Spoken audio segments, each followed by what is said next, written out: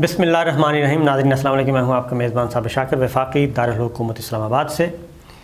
25 मार्च का दिन बड़ा अहम है। इसमें 2 इवेंट होने हैं और इन 2 इवेंट से ही मज़ीद क्लैरिफाई होगा कि तहरीके अदम एतमाद का ऊँट किस करवट बैठेगा। हुकूमत के पास अब बहुत ज़्यादा चालें हैं ऐसी कि वो चाहे तो तहरीके अदम एतमाद को हवा में ही मुअल्लक़ कर दे और वो एक कागज़ के टुकड़े से ज़्यादा कुछ ना हो। और हुकूमत अभी तक अब ज़रा हुकूमत ने अपने दांत दिखाना शुरू कर दिए हैं और कोशिश ये की जा रही है कि तहरीके अदम एतमाद एक कागज़ के टुकड़े से इसकी कोई ज़्यादा हैसियत ना हो जब तक कि वो ना चाहे, यानी कि गवर्नमेंट ना चाहे। ये किस बुनियाद पे कहा जा रहा है?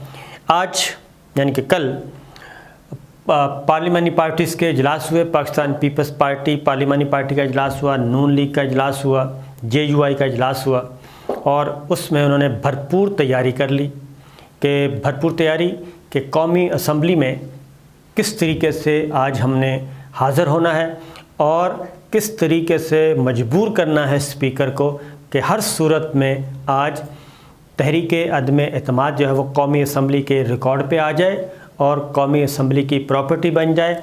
और जो काउंट डाउन है 7 दिन का वो आज से शुरू हो जाए। ये एक बड़ी इस वक्त पहले पॉलिटिकल बैटल तो हो रही है बाहर, सियासी जंग बाहर हो रही है पार्लियामेंट के बाहर। एक आइनी और कानूनी जंग सुप्रीम कोर्ट रूम नंबर 1 में हो रही है और अब एक जो पार्लियामेंट्री जंग है उसमें आइन भी है, कानून भी है, प्रोसीजर भी हैं, वो आज पार्लियामान के अंदर कौमी असम्बली हाल में भी शुरू हो जाएगी। अब पाकिस्तान पीपल्स पार्टी, अपोजिशन जमातें, उनके पास नंबर्स पूरे हैं, यानी कि वो नंबर्स जिसके तहत तहरीक अदम एतमाद कौमी असम्बली में पेश की जा सके। आर्टिकल 95 पीपल्स पार्टी कह रही है और सुप्रीम कोर्ट में भी ये बात आई है कि आर्टिकल 95 के तहत तहरीके अदम एतमाद को आइनी और कानूनी तरीके से निपटाया जाए। ये सुप्रीम कोर्ट की भी ऑब्जर्वेशन आई है।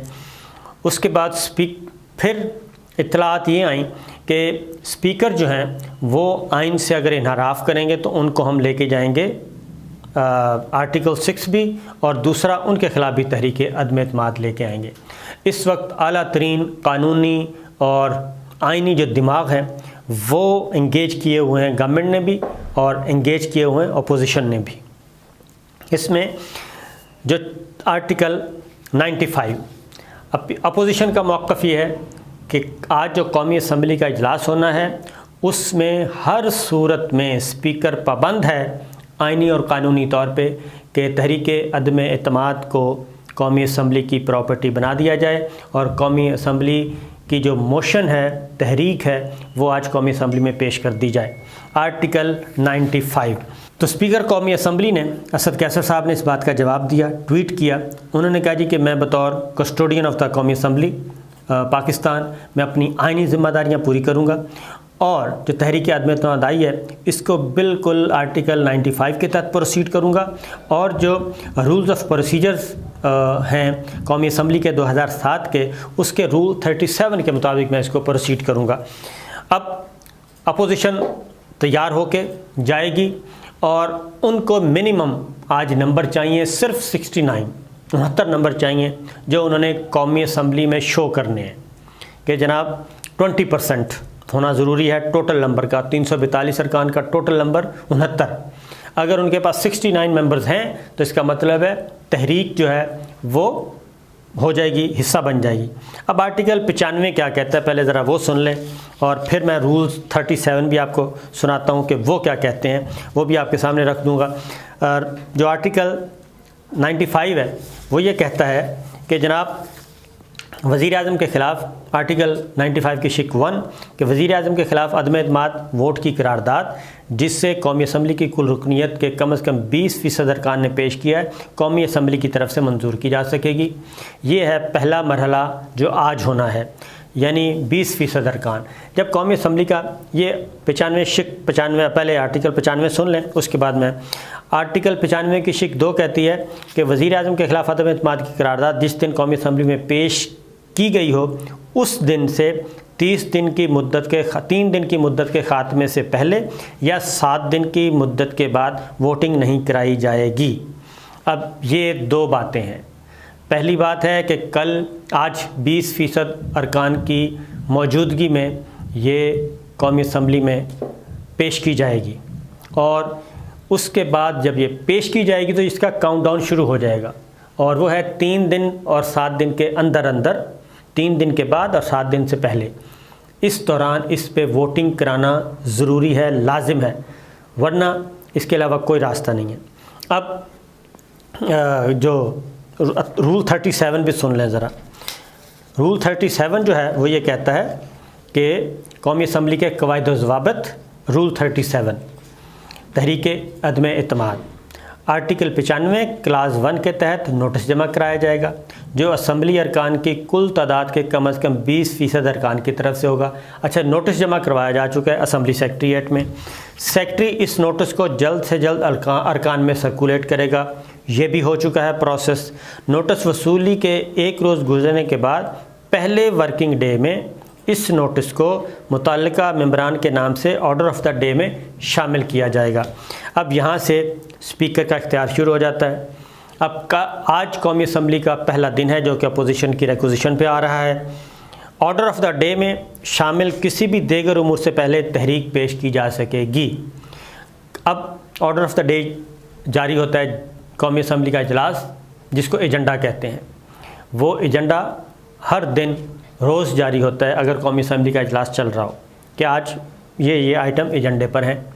اس میں آج کے دن اسپیکر اس تحریک عدم اعتماد کو ایجنڈے میں رکھیں گے، اور اس کے بعد کس نمبر پہ رکھیں گے؟ اصل سوال یہ ہے کہ وہ 5ویں نمبر پہ رکھتے ہیں، 6 پہ رکھتے ہیں، کیونکہ پہلا ایجنڈا آئٹم ہوتا ہے، اس میں تلاوت ہوتی ہے، اس میں ترجمہ ہوتا ہے، اس میں حدیث ہوتی ہے، اس میں قومی ترانہ ہوتا ہے۔ یہ ایجنڈا آئٹم نمبر 1 ہوتا ہے۔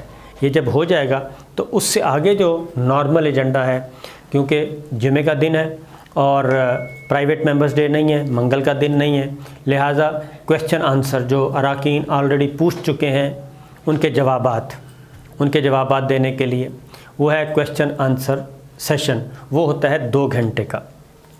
اس 2 گھنٹے کے بعد اب اگر آپ نے اب اگلی بات یہ بھی بتا دوں کہ اگر آپ نے کوئی کارروائی آؤٹ آف دا وے جا کے کرنی ہے تو اس کے لیے ضروری ہے کہ پھر آپ کویسچن آنسر آپ سسپینڈ کروائیں، رولز کو سسپینڈ کریں اور ویو آف کریں، اور پھر آپ اپنی تحریک عدم اعتماد پیش کریں۔ اس کے لیے آپ کو ضروری ہے کہ وہاں پہ آپ کی میجورٹی ہو موجودہ ارکان میں۔ اب یہاں پہ پھر گیم شروع ہو جائے گی، کویسچن آنسر مکمل ہوگا 2 گھنٹے کا۔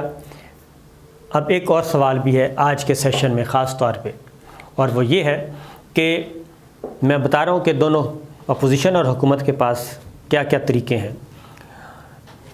ایک MNA جو ہے ان کی وفات ہوئی ہے، اس وفات کے بعد یہ قومی اسمبلی کا اجلاس پہلی دفعہ ہو رہا ہے۔ جو روایات چلی آ رہی ہیں اس میں یہ ہوتا ہے کہ اگر سٹنگ MNA کی ڈیتھ ہوئی ہو اور اس کے بعد پہلا دن جو بھی ہوگا وہ سمپلی یہ ہے کہ وہ دعا کریں گے، دعائے مغفرت، اور اس کے بعد اسپیکر اجلاس ملتوی کر دیتا ہے اس کے احترام میں، یعنی کہ اظہار افسوس کے لیے، اور پھر اناؤنس کرتا ہے اسپیکر کہ اب اگلا اجلاس فلاں دن ہوگا۔ یہ ہے وہ بات جہاں پہ اسپیکر کی اتھارٹی شروع ہوتی ہے۔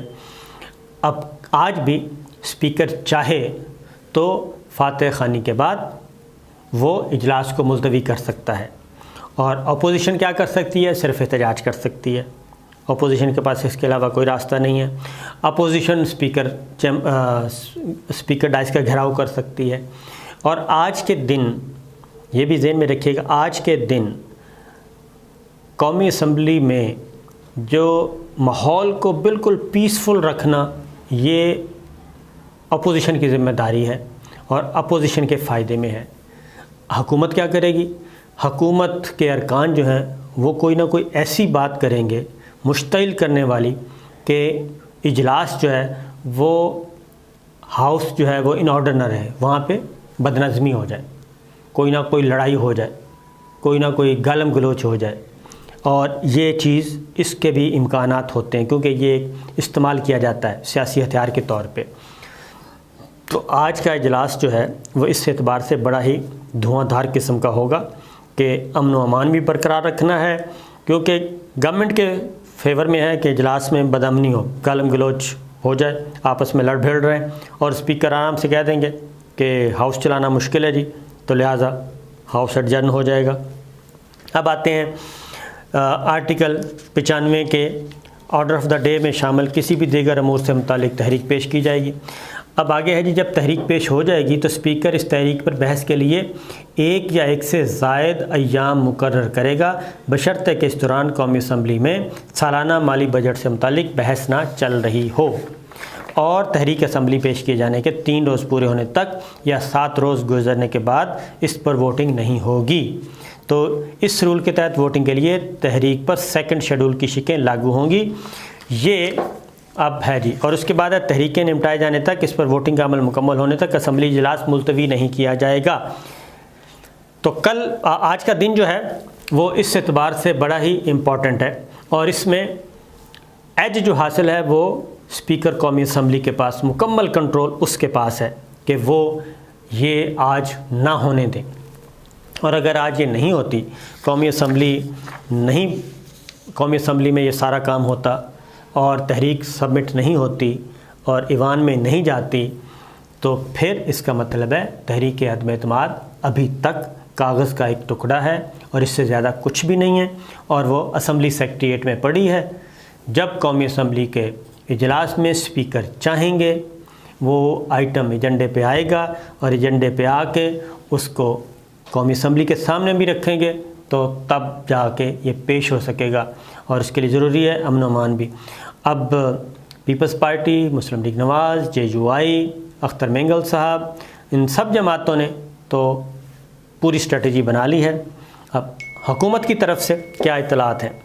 حکومت کی طرف سے یہ اطلاعات ہیں کہ وہ اس کو مزید ڈیلے کرنا چاہیں گے، اور اس کی ڈیلے کی وجہ صرف یہ ہے کہ جتنا ڈیلے ہو جائے گا اتنا ہی فائدہ ہے، اور یہ اپوزیشن جو ہے وہ بھی ایگزاسٹ ہوگی، جو منحرف ارکان ہیں ان کا بندوبست کیا جا سکے گا، صدارتی ریفرنس جو سپریم کورٹ میں ہے اس کے فیصلے کا انتظار کیا جائے گا، وہ فیصلہ آنے دیں، اور یہ سارے کام جب ہو جائیں گے، اور اگر صدارتی ریفرنس کا فیصلہ آ جاتا ہے، اس میں حکومت کے حق میں کوئی رائے آ جاتی ہے تو اس رائے کا استعمال کیا جائے گا، اور اس کے بعد پھر آگے بڑھا جائے گا۔ یعنی نمبرز پورے نہ ہوں تو معاملہ آگے تک چلتا رہے گا۔